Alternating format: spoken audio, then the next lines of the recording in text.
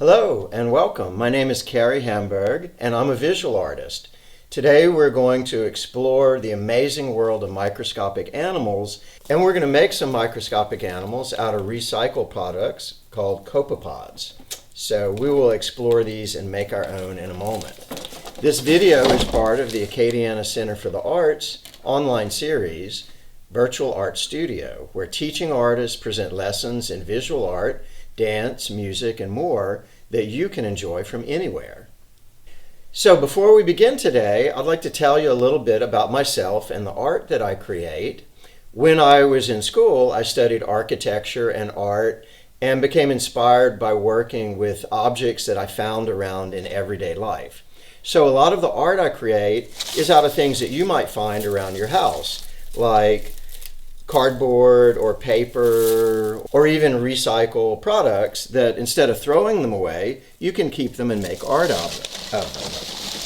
So I pick up objects that I like to look for interesting textures, like this cardboard has a nice ridge shape that I could use to either color on or just make interesting shadows. I also look for objects that have texture that maybe I could even use to spray paint or rub a crayon on top of it on paper. Anything that has texture or I can bend and make shapes out of. These were tops of glasses that you could get at a festival with lemonade, and so sometimes I make costumes with bug eyes, so I save objects like that. Wire that I can use to make shapes and use for structure. So when you're working with different materials, you have to think about how to attach things together. So sometimes wire comes in handy. Some of the objects that I save and material look like they came out of a machine. So aluminum foil or things that are made out of plastic with regular patterns. So if I'm making art that looks like it could be a machine or a spacecraft or something, these are handy.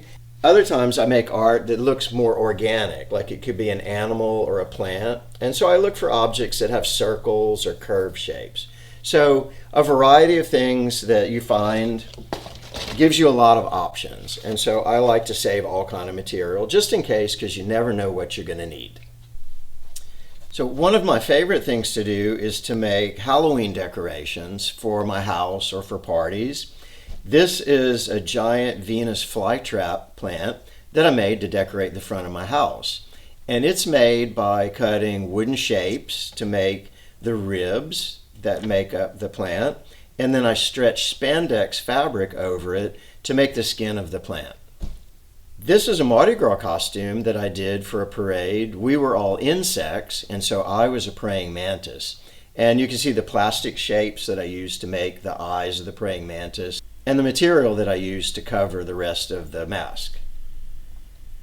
This is a tree costume that I made out of cardboard and foam and some material that I had been saving because it kind of looked like tree bark. This is a multimedia art piece that I made out of some cardboard packaging that a satellite dish came in. The figure in the middle is a puppet that's made for making shadows on the wall, and it came from Bali, so it's called a Balinese shadow puppet. This is some scenery that I made for a stage play of The Little Mermaid. It's made out of cardboard and styrofoam and just painted to look like plants and underwater scenery. So I want to tell you about the projects I've been working on lately. The reason why we're talking about microscopic animals today is I'm working on a large art installation that's all going to be made out of microscopic animals like this paramecium. And you can see it's made of some of the materials that we've talked about, like plastic and bubble wrap and wire. Now this installation is going to be in a large dome, and it's going to open at the Atelier de la Nature, which is near Arnoldville, for our annual Halloween Art and Nature Festival. That's this coming Saturday, October 29th. So I hope you come out and see, because I'm going to have animals like this paramecium, and this one is called a rotifer because it has these kind of rotating mouth parts. Isn't that cool? And in real life, these animals are so small you can't see them with your eye. But I thought it would be cool if I made sculptures and blew them up so large that you could pretend like you're shrunk down into a drop of water, and you can swim around and watch and look at these microscopic animals that are all around you. So I hope you come out to the festival this Saturday. I'm going to be there, so you can come hang out. You can see the plants and animal sculptures in person. Beyond the copepod and the paramecium, I have amoeba, a giant mosquito larvae, so all kind of fun stuff. In addition to that, the theme of the whole festival is space. So my dome represents inner space, but there's going to be some astronauts there who are going to talk about outer space. There's going to be engineers that talk about how they made the rockets to travel in space. So come on out, it's all free. There's music, there's free food, there's arts and craft materials, there's astronauts. Did I say there's astronauts? So it's going to be a great time, and I hope you see you there. So our project for today is this microscopic animal called a copepod. And they're kind of like shrimp, but very teeny. You can only see them with a microscope. And I made mine really large, and I made it out of recycled bottles and wire and other materials that are around the house. So before you start making your own copepod, you're going to have to go out and gather your material. So let me show you some of the objects that I used to make it. First of all, the main body is made out of plastic bottles, which I saved. And when I look for material to make art out of, I'm always looking for interesting shapes or textures or patterns. So this bottle has some nice ridges on it that might look like the shell of a crawfish or a shrimp or a copepod. And this bottle has really nice ridges and has kind of a curved shape. So I'm going to use that for the tail. So you're going to want to collect about 3 or 4 bottles, depending on how big your animal is going to be, and of different shapes and sizes. So for mine, I use the larger one for the head area, and then some bottles that are a little bit smaller that are going to make up the tail. And I'll show you what it looks like in the example that I made. So you can see the big bottle goes where the head is, and then I have 2 bottles that go where the tail is. But you might want some extra. Your animal could be bigger, or it could be smaller, whatever you want yours to look like. Make sure you ask your parents before you collect anything to make sure they weren't going to use it for anything else. Also, I'm going to use some wire. So you can use coat hanger wire, or some wire that may be used to put plants, to support plants in your garden. Now, because these are living creatures, they have inside internal organs. So they have some kind of a digestive system and a stomach and other organs inside. So to represent that, I used material that has color and shape, like a bubble wrap, or we're going to use some yarn you can put in. So your animals are going to be a little different depending on what material you have. But just look for things that have interesting color and that you can wad up really small, because we're going to have to push it inside the bottle. So this is some cardboard wrapping paper that's kind of springy. Also, you might find some Christmas wrapping material that has colors. It doesn't matter what color your copepod is. They come in all kind of bright colors, and yours can be whatever color you like. We're also going to use some yarn to represent little feelers, or these are cable ties that come in different colors. So these could be like the little hairs that come out, or the antennas. You'll also need some kind of wrapping material that we're going to use to wrap around and make the legs and antenna. So I'm going to use some plastic visqueen material that I had left over from when I covered my tomato plants last year when it got cold. But you could use bubble wrap or Christmas wrapping paper, whatever you like. So look around your house and find objects that have interesting shapes and colors, and then we will be ready to get started. Okay, now that you have your materials gathered, you're going to want to get the tools out that we're going to use. So some of the tools that we'll need are a hot glue gun. I highly recommend that for connecting the plastic parts. And sometimes a hot glue gun can be really too hot for plastic, so it's very helpful if you have a gun that's adjustable. So I'm going to put mine on the low heat setting. That way it doesn't burn and melt my plastic too bad. And it also helps you not burn your hands. You're going to need some scissors and some wire cutters if you're going to use wire. And to attach the wire to the bottle, it's really helpful if you can drill a hole in the bottle first. So you may want to use a drill. And if you're not really comfortable using a drill yourself, you may want to ask an adult to help you, because some things can have sharp points. Some tape of different kinds, and for bending the wire, it's useful to have some pliers too. All right, now we're ready to get started to build our copepod. So these are the 3 bottles that I picked out for mine.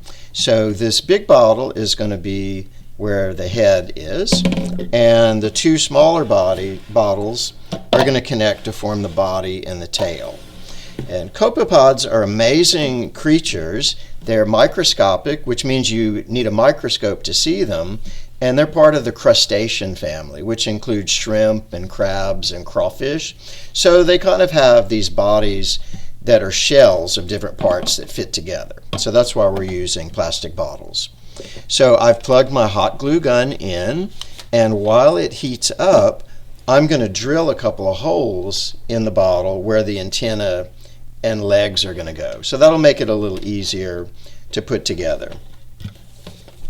So first I'm going to drill 2 holes on each side of the top of the bottle. Ooh, I had to give it a little force. This is why you may want to get an adult to help you with that part if you have to push really hard. Be careful, don't touch the bit, because that might cut your hand. So I'm going to drill 2 holes on the top, and that's going to make our antenna. So the way we do that is I'm going to stick a wire, goes through, and then line it up to come out the other side. It's a little tricky. And then push it all the way through. And then I'm going to do the second wire on the holes a little lower.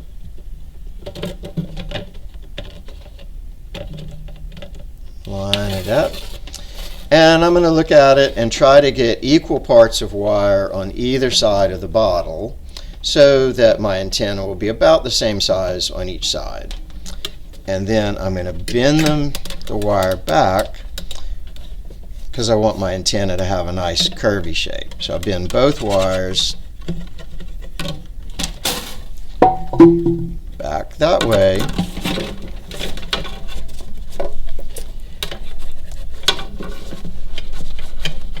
And there, where the 2 ends come together, I'm going to wrap that with tape to hold them together.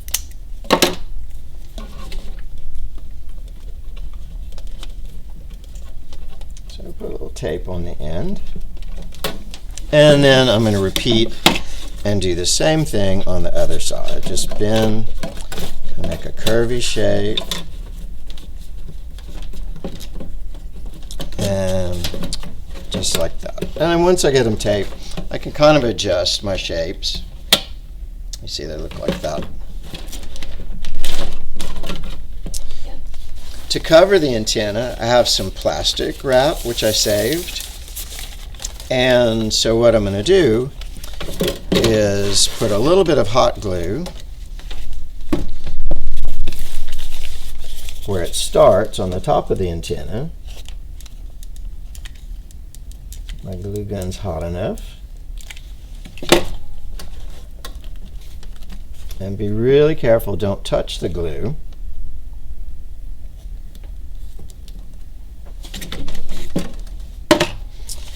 And then I'm going to wrap it around and kind of make a spiral shape all the way till I get to the end. cut about how much I'm going to need. And just by accident, like happy little accident, this plastic had a line drawn on it, which I think makes a really cool pattern.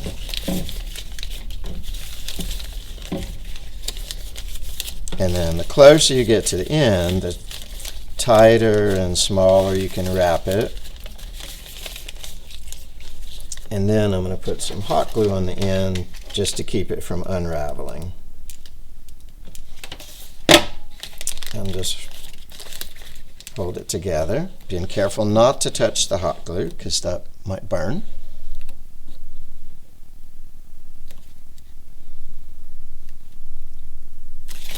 And I think I'm going to leave this extra part so you could have like a long dangling antenna on the end. So I'm going to put a little bit of tape, and I'm going to use clear tape so it doesn't show up. But if you wanted to use colored tape, that could be part of your design as well. So now I'm going to flip it over and repeat on the same side with some more plastic wrap. Okay, so I have both sides of my antenna done, and you can pause the video just for a moment while you finish up the second side of yours. Next, what I'm going to do is drill some holes for the legs. And it's going to be similar to how we did the antenna, but I'm going to do 3 together on one side, because my copepod is going to have 3 legs.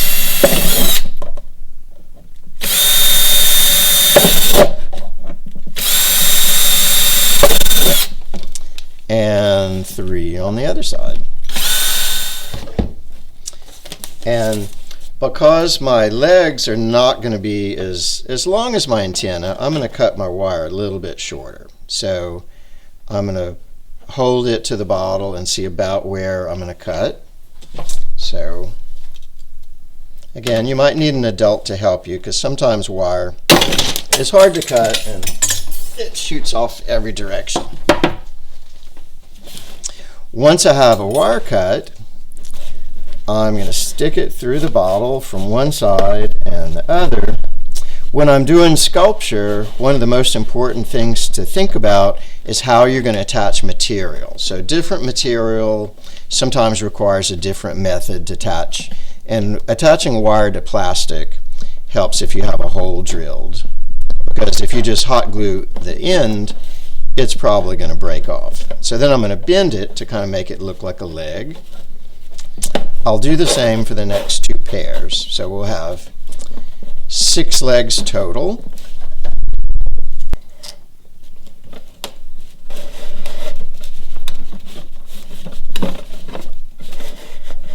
So then I'm going to bend the wire. So that makes the structure of my legs. And then next, what I'm going to do to make them look more like an animal, I'm going to wrap those with plastic too to give them a color. So I'm going to take another strip of the plastic material,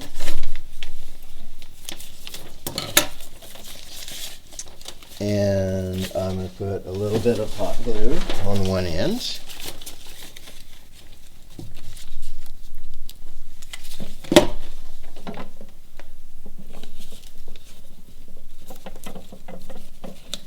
And then just wrap it and make a spiral till it gets to the end.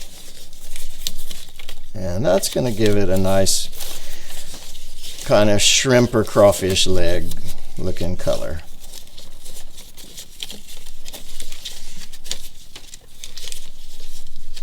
And then when I get to the end, I'll put a little bit of hot glue to hold it while I cut off the extra. Just like that. Kind of tape it onto the edge so it'll look nice and crusty like an undersea creature should be. Thing for all 6 legs. So how did your legs come out? Mine, after I got the wrap on them, I bent them to go in different directions, kind of like an animal's legs do. And if you need to pause the video and work on them a little more, you can. But make sure you finish up all the legs before we attach the other body parts, just because it'll make it a little easier to assemble. The next part is to add the second part of the body, which is this plastic bottle. So what I'm going to do is take my hot glue gun,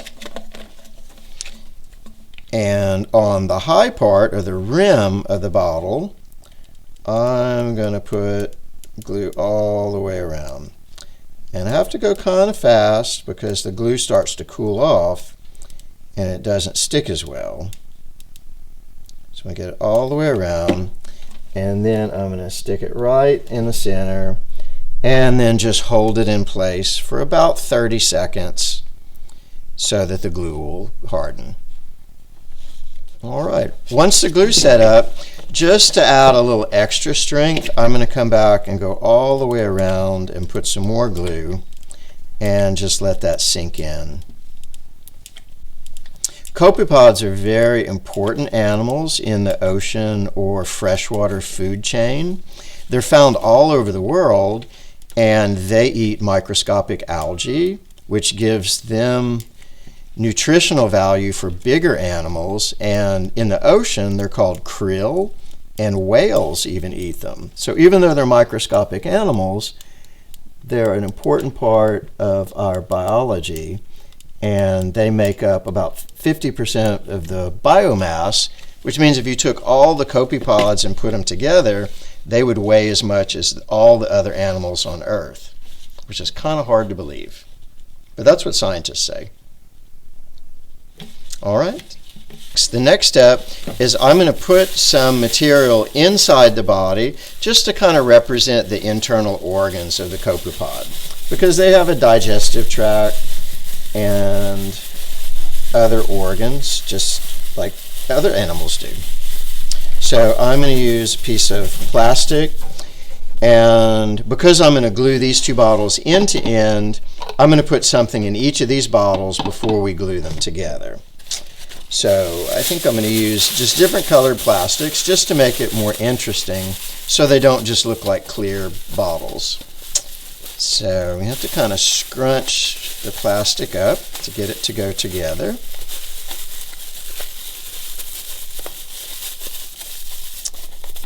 And I found this paper bag that I scrunched up and then twisted kind of into a rope shape. And so it's about as long as both of these bottles together.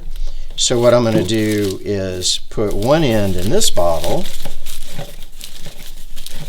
and then put the other end in this bottle. Because it has a shape that's going to go across through both bottles, it kind of breaks up the space. So when your eye sees the animal, you don't think, oh, that's two plastic bottles stuck end to end.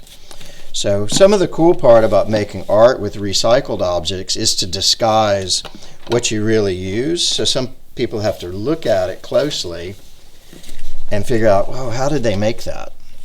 So now that I have the paper inside, I'm going to put some glue all the way around the end of my bottle, one side, and then I'm going to scrunch it together and hold it just for about 30 seconds till the glue sets up.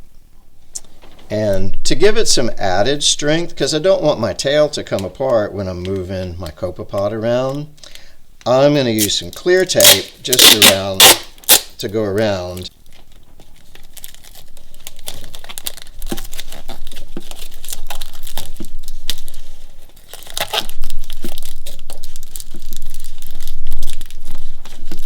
There. That should hold it secure. All right, you can pause the video while you finish up your bottles connection.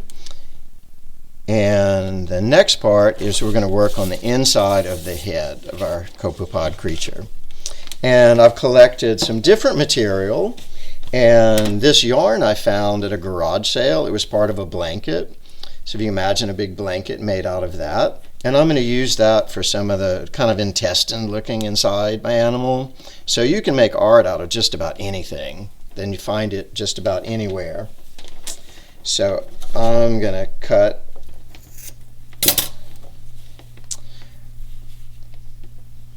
about a little twice as much as the length of the bottle, because I want it to kind of wrap around and look loose inside. And I also want to put a couple of plastic bags inside too, just to make it a little more interesting.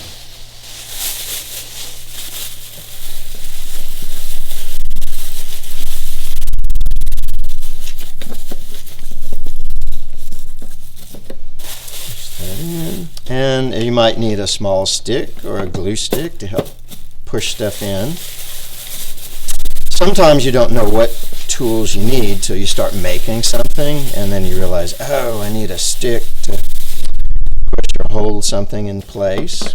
So part of the being creative and doing art is you learn new ways to do stuff, and sometimes you kind of make it up as you go along. So don't be afraid to experiment and think about how you could do it, or maybe even do it better. You may come up with ideas that I didn't think of, and then that becomes your way of doing things.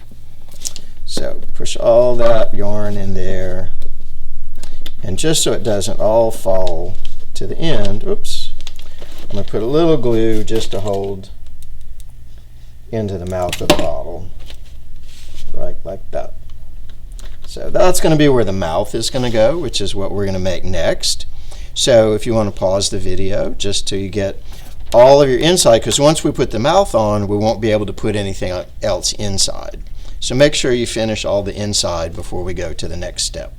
All right, if your two tail sections are attached and you're happy with the way the insides came out, the next step is we're going to do the mouth. And so I want it to have kind of like a little sucker mouth, like some sea creatures have, or mandibles. So what I'm going to do is take a piece of plastic, and I'm going to glue just the edge to the mouth of the bottle, and hold that just for a moment till it sets.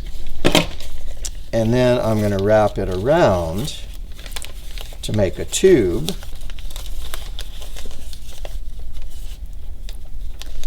And then a little bit of glue to keep the end in place. Alright, so once I have mouth in place, I'm going to come back with scissors, and I'm going to make a cut from outside toward the mouth, and about every ½ inch I'm going to rotate it and cut again, and then that gives it like this really interesting kind of mandible looking mouth. Then we're going to turn it over, and I'm going to use these cable ties that are bright colors just to add on to give the tail a little more detail. Now, copepods come in hundreds of different species, and they all look a little different. Some of them have bright colors, and some of them have more legs or less legs, so you can just keep adding detail and make them as creative and colorful as you like. Yeah, how's that look for a flashy tail? All right, we're almost done. The last thing we're going to put are some eyes. And so I save up the tops from plastic bottles and other containers, and they make really cool eye shapes. So I'm going to look through and see what do I want my copepod to look like. And I think what I want to do is I have these little circles of foam that I found somewhere. And so I'm going to first hot glue that. Glue one on one side, but you can be as creative as you like depending on what you find, and every one of them can be different because there's so many varieties that I don't think you could ever run out of combinations of what to look like. And then I'm going to put, I think I'm going to put two clear ones. That. And then I'm going to take a Sharpie, which are always handy, and just put a little dot in the middle just to give them a little more character. So I'll say hello to my new copypod. Thanks for hanging out and creating with me today. Be sure to come back next week for our new virtual art studio.